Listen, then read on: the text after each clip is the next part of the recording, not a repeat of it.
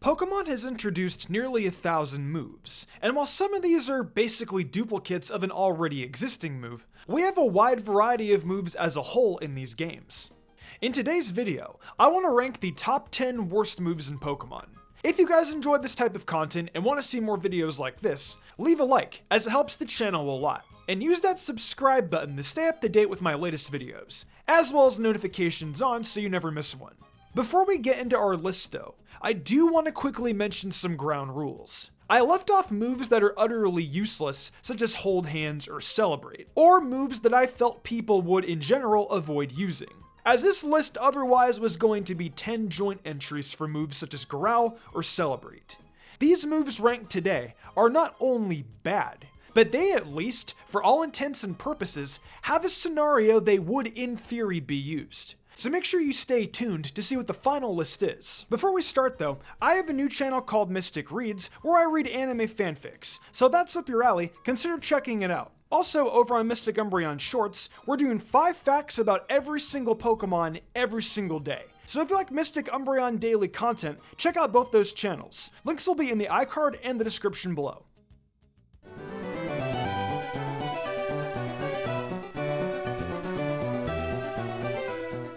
Our number 10 entry on today's list comes from the move Sonic Boom.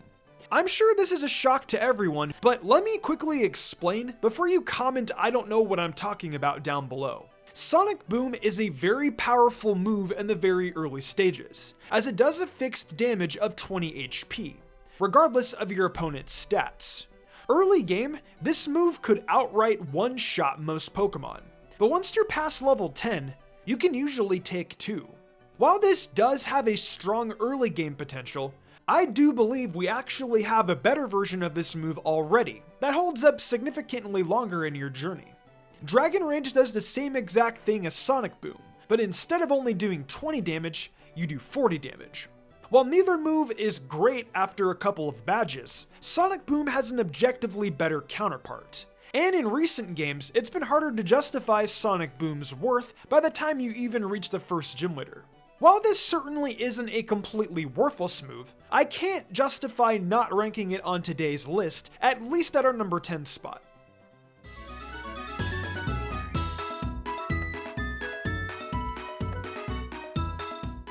Our number 9 move comes from the form of Belch.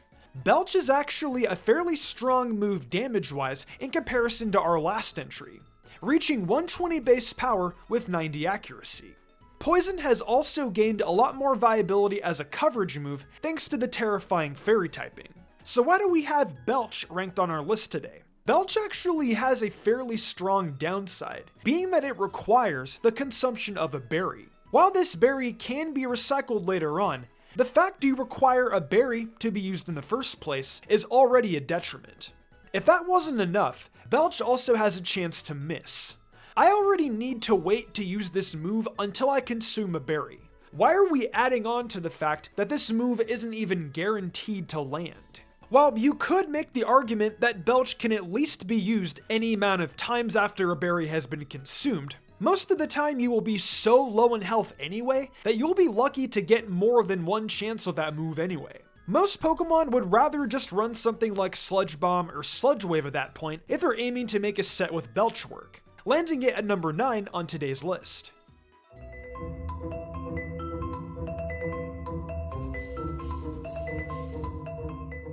The next move on today's list is no stranger to anyone who's ever used the Grass type in their early journeys, as I'm sure you've all had to deal with this move doing no damage in the past. Our 8th entry today is the move Absorb, a 20 base power Grass type move that restores your health based on half the damage you do to the opponent. While the half health restore may seem cool, if you read the full effect of this move, you'll realize this move only has a base power of 20. This means you'll actually be lucky to gain back more than 5 HP, unless you're using this on a 4 times weak Pokemon to Grass, such as Geodude or Rhyhorn. While Absorb is a fine early game option, at this stage in the game, the health gained back is pretty negligible anyway. You typically would rather just deal damage at these early levels anyway, and there are a lot stronger options such as Razor Leaf or Leafage to do so. Plus, a lot of Pokemon that get Absorb get Mega Drain fairly early on as well, which makes Absorb even more pointless as Mega Drain does twice as much damage with the same effects. While I get the purpose of Absorb being a more balanced option for an early Grass type move, I do think that it's also still a fairly bad move when comparing to other more practical early on Grass type attacks.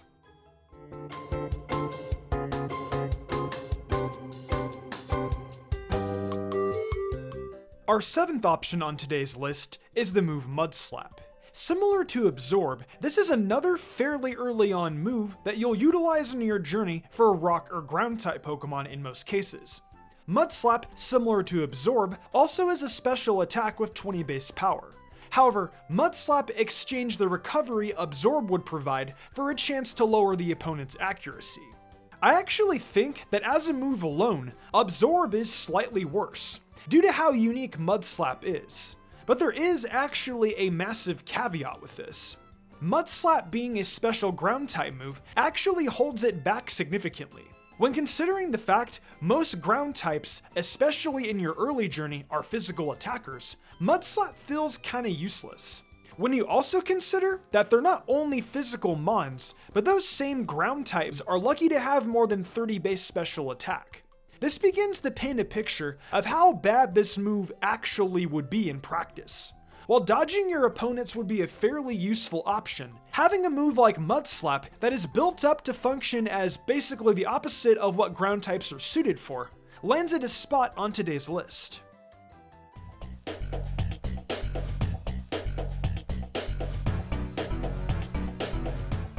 Number 6 on our list may feel like a really random entry to say the least, but we have Water Gun.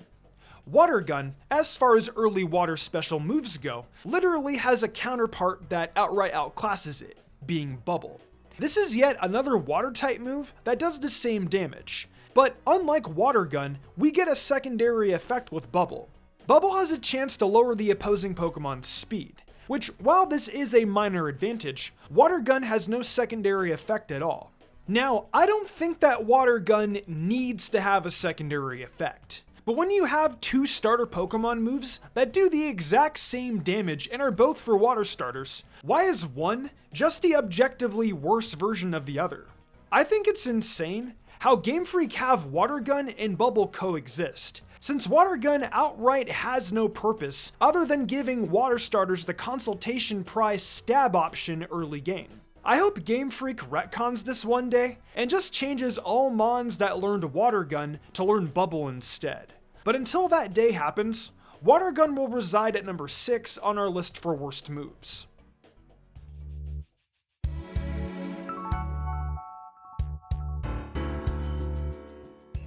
Our 5th entry on today's list brings us back to the higher damaging move side of things, being Egg Bomb. Egg Bomb is another one of these outright outclassed moves, as it's a 100 base normal physical move with 75 accuracy. Similar to Water Gun, the game provides us with an objectively better version of this move with the move Mega Kick. Mega Kick has the same exact accuracy, however, you at least have another 20 base power. The one upside to Egg Bomb is it has more PP, which at this point just means you'll have more chances to miss your move.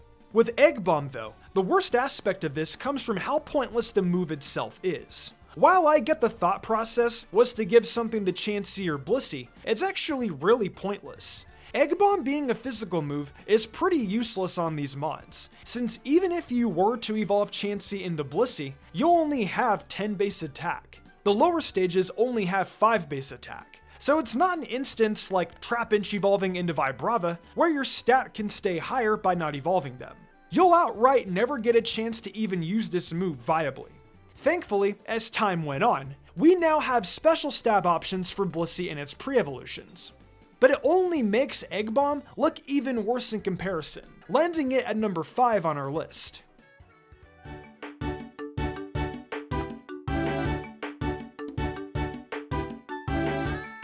Coming in at number 4, we have the move Bind. Bind continues this trend of other moves outright invalidating its existence. But Bind honestly is one of the worst defenders on this list.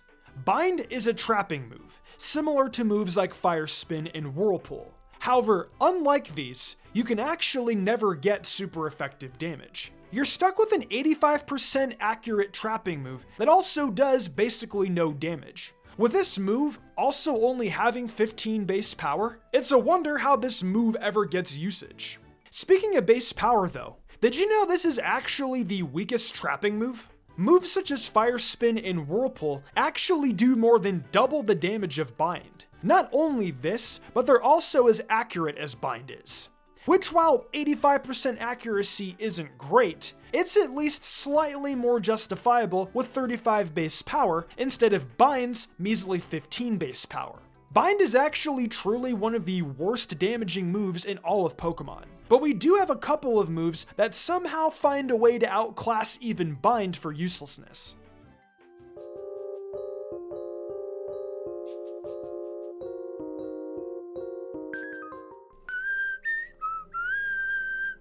Our first joint entry on today's list, we have our number 3 entry being Grass Whistle and Sing. Moves like these start off the trend of status moves that are basically the same move, and why I actually tried to keep most moves like Growl off our list. But Grass Whistle and Sing actually in theory should be used. They both induce sleep to a single target, which can actually be fairly useful to inflict as a status. However, they both actually only have 55% accuracy. While most sleep-inducing moves aren't 100% accurate, these are the two with the worst accuracy among single-target sleep moves. I do want to quickly mention that I do know Dark Void actually has a worse accuracy than both of these moves. However, it actually avoids a mention on our list for a single reason. Dark Void is actually a sleep-inducing move that targets both of the opposing Pokemon. This gives it at least some form of a niche in doubles, if Darkrai ever gets allowed in a VGC format, which at least we have a precedent for as of Series 13. While I'm sure most players who use Darkrai aren't playing doubles, Dark Void being a dual target sleep move at least is a fair niche this move has over Grass Whistle and Sing, which makes these two moves the worst sleep moves in my eyes, as well as at our number 3 slot.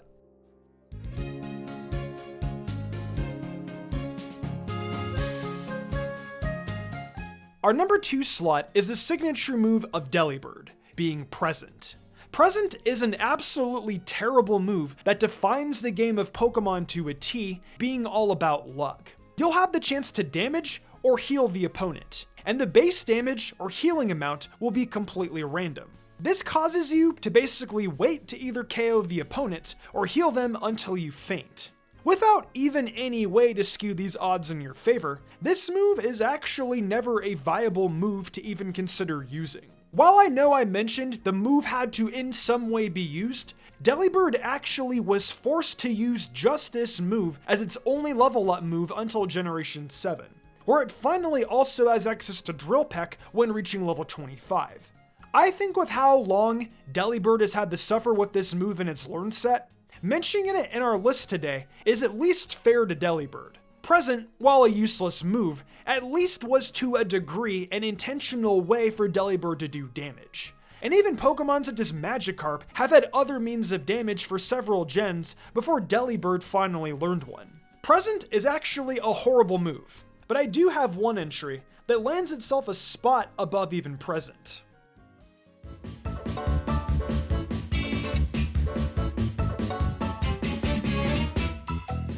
At the top of today's list is our number 1 entry, being a 3-way tie actually. All of these moves are on here for functionally the same reason though, being Inferno, Zap Cannon, and Dynamic Punch.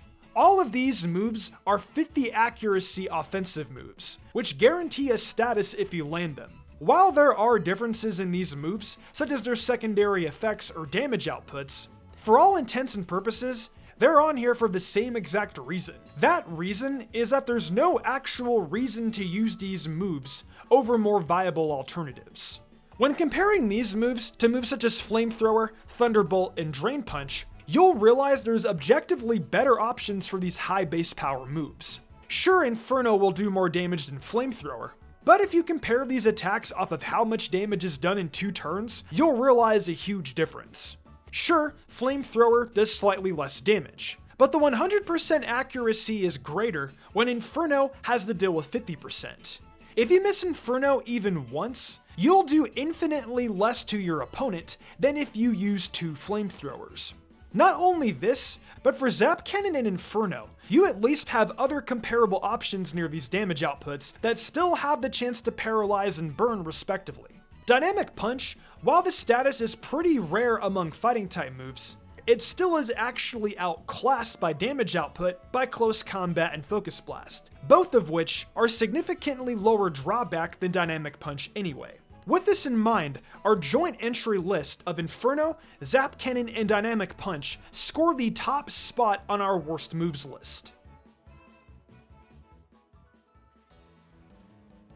So that's the end of our top 10 worst moves list. Let me know in the comments what moves you think are the worst of all time, and we can compare lists down below. Hey, it's the outro. Isn't that exciting? Thank you for enjoying another Mystic Umbreon video. We're getting ready to enter the fall, and the final stretch of hype for Scarlet and Violet is here. The excitement for Pokemon's 9th generation is at its peak, and I couldn't be more excited. We've still got plenty to cover before then though, so keep yourselves locked in. If you're interested in more Mystic content, check out my TikTok and Mystic Umbreon Shorts channel. If we get the 10k followers on TikTok, and we're super close, I'll be doing a viewer's choice video. Also, if you're into fanfictions and what ifs, check out Mystic Reads. I offer a ton of creative spoken word content on there, so come and join me. That's all for now. Make sure you subscribe for more fantastic content, and I'll see you next time.